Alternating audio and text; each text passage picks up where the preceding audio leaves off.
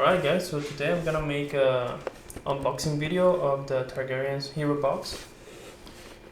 I already removed the plastic because it has too much reflect. Right, so let's get going.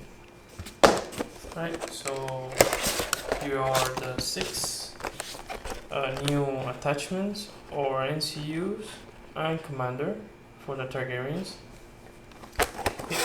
Let's look at the models first. I'm gonna start with Barca's helmet. Here it is.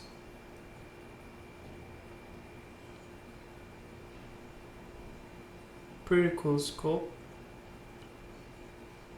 And probably one of my favorite commander at the moment. It has a very good synergy with the unsolid units, especially with a card that gives critical blow. So yeah. Next one is a very cool NCU. Probably very situational if you don't manage to get the ult zone. But if you manage to do it, then it helps the Targaryen survive a lot of attacks. Also, well, probably when the pipements are out, it's gonna make the pipements almost invincible. This is Sound Daxus. Forgot to say his name. Pretty cool sculpt. Right. Okay, the next one. This is probably for me, in my case, must take right now for the Targaryens. This Pyapri. He brings new tactic zone. Let me show you the card. The House of the Undying. So it has a bunch of ability. You can read it. Right. But basically, gonna focus more on what you can do with him. He is very good with Illyrio Mopatis in your list because before you had to use Illyrio at the early rounds, or you would not be able to, because normally what people do is they use up older NCU first in the tactic zone, and then you end up without a space where you can proc or trigger the Illyrio Mopatis ability. Also because you always want to wait till almost at the end of the round to trigger Mopatis, and that's how you get more value out of him. So having a new tactic zone, it helps you with ensuring Illyrio Mopatis ability. So yeah, this is a very good NCU, and this is a very good design addition to the game. Many people were expecting, well, not expecting, but they wanted something similar to this. This create a very new dynamic in the tactic zone, which is a very high plus for the game. Right. Next one is a very underwhelming commander right now. This is Strong Belwas. It's pretty cool. So why is he underwhelming right now? Because in the Targaryen's army, there's no defensive unit right now.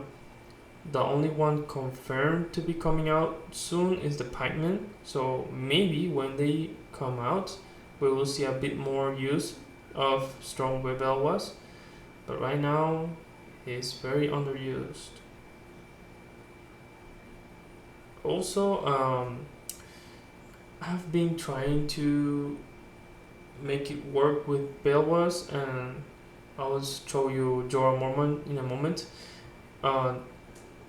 The Belwas 2 points attachment plus Jorah, so that he can stack up his ability. I'm gonna show you in the video. But I don't know. I'll try. I need to try a little bit more. I need to test him a little bit more. Right. So the next one is Jorah Mormont. This is probably this attachment commander has already 5 versions of him.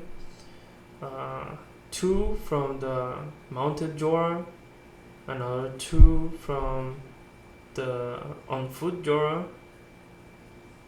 Yeah, 4 versions. So there's something common in the 4 versions of him, is that he hasn't get out of the friend zone yet. So that's the 4 common thing between the 4.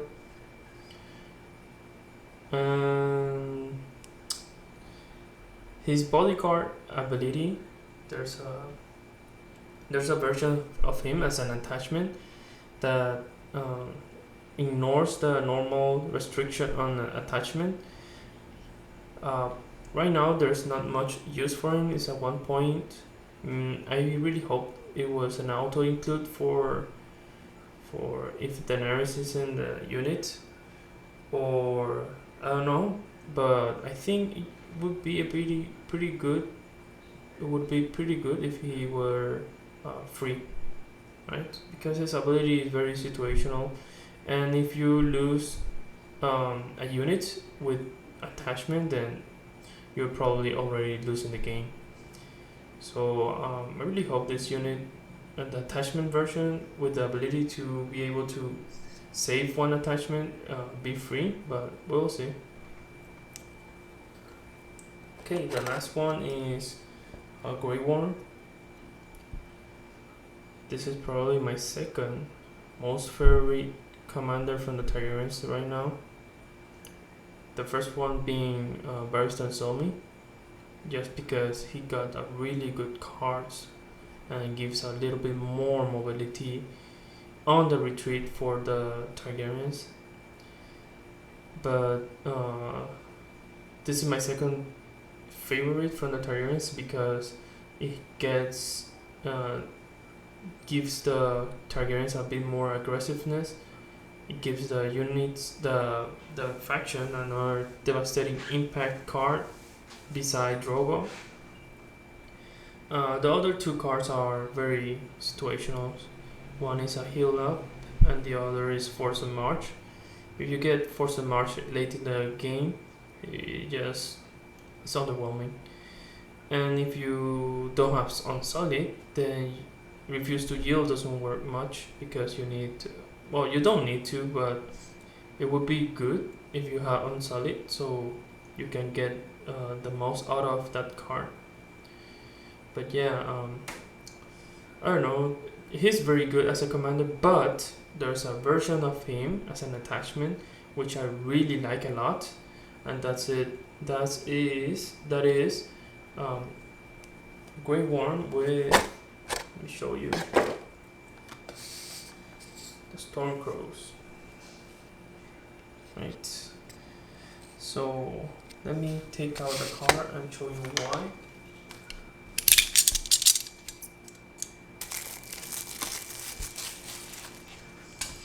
Okay, here are the cards. Oh, there's a lot of reflection. Let's see. Here it is.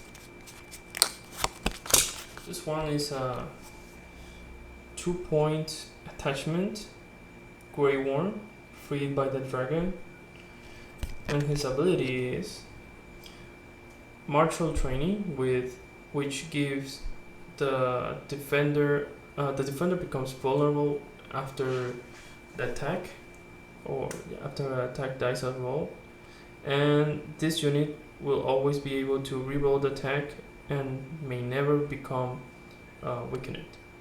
So this is a very, very good attachment to put on the Stormcrows.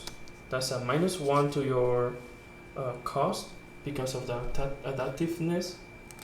So when you put Grey Worm on this unit, this is probably the best combo I have found for the Targaryens and attachments. So basically this unit, you throw only 7 dice, then you throw what, 5 or 4 when you lose a rank, I'm not sure, but 7 dice with rerolls always, and you're Targaryen, so you can hit and run, or you can heal up using Barrister ability to heal up with tactical regroup, right? And this unit may never get weakened, so you know you will always be rolling 7 dice on 4. So if you're on the initiative, when you are charging, you probably be able to reroll. So rerolls increases your chances to be able to hit your enemy unit, and the vulnerable is always welcome, right? So this is a pretty good combo. It would end up being a 6-point unit, just very good. 6-point unit for infantry. When you're playing a game mode which you need more infantry to be able to keep controlling the objective, this is a very good option. They have a decent defense dice, which is 4. Their morale is very questionable, but 4 defense is pretty good. It's decent. And yeah, mostly you want to be on the offensive side with the Targaryens. So for now, this is a very good combo overall. Right. Okay, what else? Let's see a bit more on the cards. Okay, Barrister sell me. Well, Barrister sell me on a solid unit right now is like you lose the reason of having Nightly Vow, maybe for the 2 dice, extra dice. This is the attachment which I was talking about, combining it with your Mormon, the bodyguard.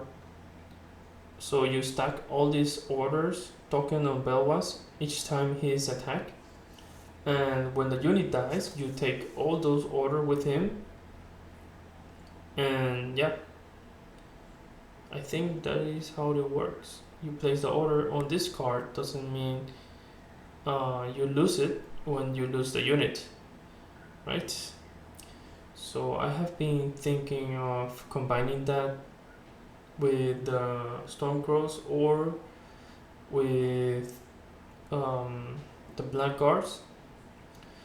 I still have to test it, but I don't know if it is worth it. Right behind him is the bodyguard version. So this is what I mean. It should be free instead of 1 point, I think. So if this was free, I would, well, I mean, I think everyone would take it. But I mean, this ability is very situational. Like, not always you're gonna be able to save an attachment that would impact enough the game to win it. Maybe your commander to keep scoring 2 points. I don't know. Right. So yeah, pack green, sounds Daxons. Oh, this card very good. Cool. So yeah, this is the unboxing with a little bit more tactics talk on them. I already test most of the hero box on TTS, and yeah, I hope you guys enjoyed the video.